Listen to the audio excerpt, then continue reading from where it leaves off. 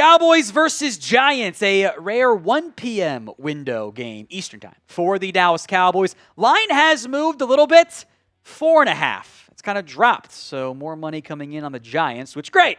Just makes it better for me to pick the Cowboys to win. Updated scoring offense, scoring defense stats going into this one.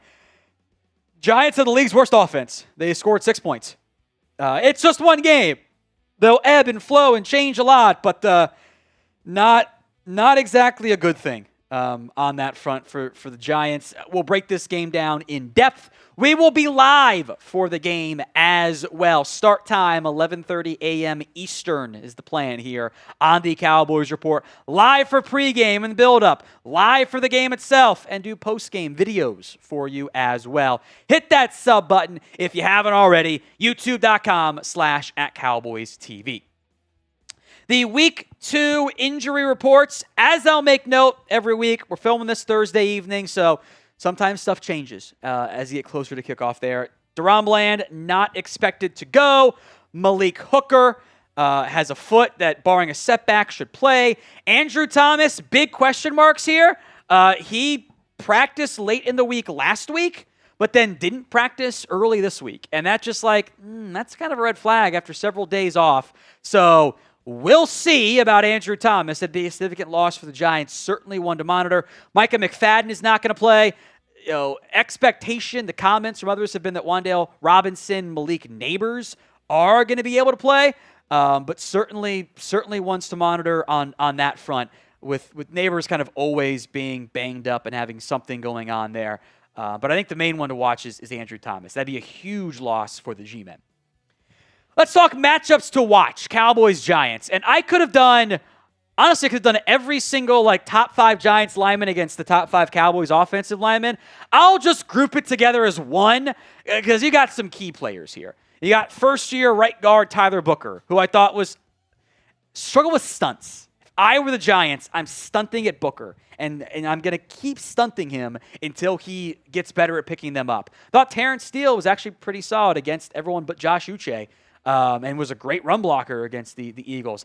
Tyler Guyton, the rewatch wasn't as good as it was live, which it happens sometimes. But I thought he held up, and it kept Dak Prescott upright against a pretty good Eagles rush. They didn't have Jalen Carter, though. This might be a tougher test against the Giants. Now, my boy Marshall Green made a good point. The Giants played Kayvon Thibodeau, Dexter Lawrence, Brian Burns, Abdul Carter together it was 6 snaps or something like that, which those are your 4 best players, but the problem you run into is you can't do that outside of obvious passing downs. You're too light. So avoid obvious passing downs and you won't face it. But Dexter Lawrence is incredible. He is a nightmare to block. That trio of edges, Kayvon, Burns, and Carter are really good. This game could very well be won or lost in the trenches.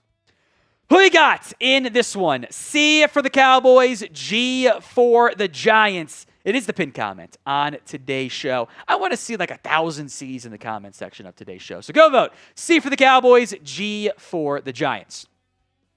Second matchup to watch.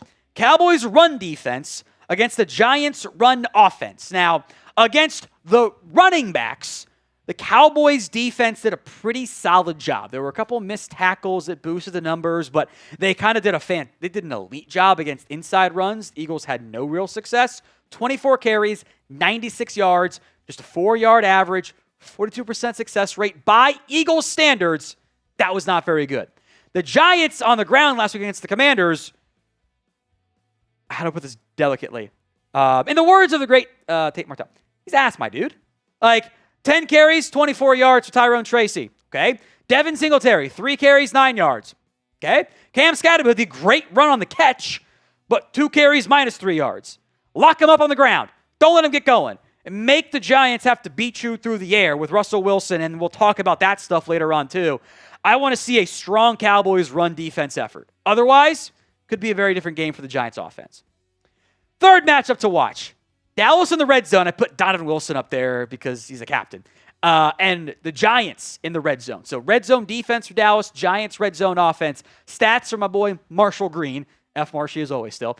11 plays inside 10. 11 plays inside the 10-yard line. 13 plays in total inside the Red zone, 3 points. That's not winning football. And the Giants, last 2 years, now including this year, they bad. They have been a bottom 2 team in red zone touchdown efficiency the last 3 seasons. You know, he had the video. The Giants' issues are the same as they were last season. It's tough to win games when you're not punching it in the end zone half the time you get in there. It's really hard to win games. It's almost impossible. Today's show is made possible by Ethos, the father with 1 kid and a second one on the way. Trust me when I say life insurance matters. It's not fun to think about what would happen if something happened to you, but you do need to be prepared. Protect your family with life insurance from Ethos. Get your free quote at ethos.com/NFL Daily. That's ethos.com/NFL Daily. They are a trustworthy company that disrupts the traditional life insurance industry. And it's more affordable than you might think. Ethos is an online platform that makes getting insurance fast and easy to protect your family's future in minutes, not months. There's no complicated process, and it's 100% online. No medical exam is required. You get a quote in as little as 10 minutes, and you just answer a few simple health questions. 3 million families have completed their applications and trusted Ethos to help find the right coverage for them. Protect your family with life insurance from Ethos. That's ethos.com/NFL Daily. Get that free quote at ethos.com/NFL Daily. Links in the comment section and the description of today's show. 4th matchup to watch. CeeDee Lamb against any of the corners for the New York football Giants. I don't care who covers CeeDee Lamb. I don't think the Giants have a singular player who can hang with him one-on-one or even in zone coverage. CeeDee Lamb, the 4 drops, can't happen. Gotta be better. Can't make those mistakes. Have to make the plays. You can't do it. Against the Giants, over the course of his career, he's cooked these frauds.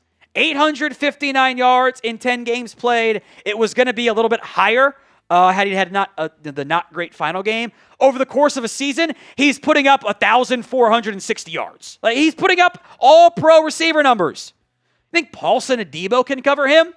Can Drew Phillips cover him in the slot? Can Cordell Flott hang? Deonte Banks, the first-round pick, who's getting benched, has been benched by New York. I don't care. I think CeeDee Lamb is going to feast against the G-Men. Do you think that Lamb bounces back despite the drops against the Eagles? I absolutely think so. Why for yes and for no? Let me know in the comments section of today's show. Number 5, it's the inverse. The Giants' dude at wide receiver. That is Malik Nabers against the Cowboys' defensive backs. Now, against the Commanders, inefficient. 12 targets, 5 catches, 71 yards. The stat of the day. The Giants' wide receiver, Nabers, has had 10-plus targets in 68.8%, so 69% of his career games. That is the highest rate of any NFL player since before I was born, 1991. Malik Nabers is a dude, but he's not an efficient dude because the quarterback play has not been very good. Now, you're not going to have Daron Bland in this game. If I were the Giants, what I would do is I would put Malik Nabers in the slot a lot, and I would try to get him matched up on Reddy Stewart or probably Zion on Childress, one of those 2 guys, because I like that matchup. I'm still going to see them force feed it to Malik Nabers. The one thing the Cowboys can do to counteract this and limit Nabers and limit this passing offense, which has not been very good, is to make Russell Wilson hold the football.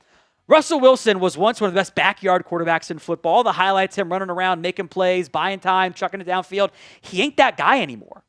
Against the Commanders, on plays that took longer than 2.5 seconds for the ball to go out or the play to stop, a sack, 5 of 20, 58 yards, 2.9 yards per attempt, 0 touchdowns, 2 sacks. Expected points added, negative 18.5.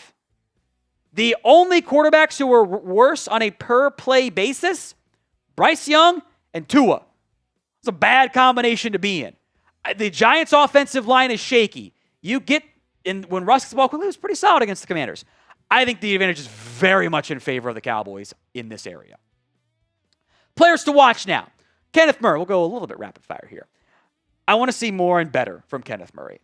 He's often around the football, but not always on time. He's kind of the same guy he was over the course of his career. I want to see more from him. I think against a less mobile quarterback in Jalen Hurts, in theory, the linebackers all look better. Jake Ferguson, number 4. I give him credit. I thought he had one of, if not his best, blocking game with the Cowboys against the Eagles. Thought he did a really good job. There's some plays left on the field. Even though I don't even show up in the box score because there's the penalty on the one, right? Look, there's a lot of discourse over hospital balls and seam shot. The hospital ball dividing line these days is, do we like you as a quarterback? And that's what it is. Geno Smith, Jordan Love, Dak Prescott, guys who throw the seam shots a lot. We like you. It's honorable football, right? That's what the money's for, Jake. Hold on to the ball, right? Make those plays. Be the guy that you were back in 2020, in 2023. Otherwise, you're going to get hit. That's what the money's for, man. Go make the play.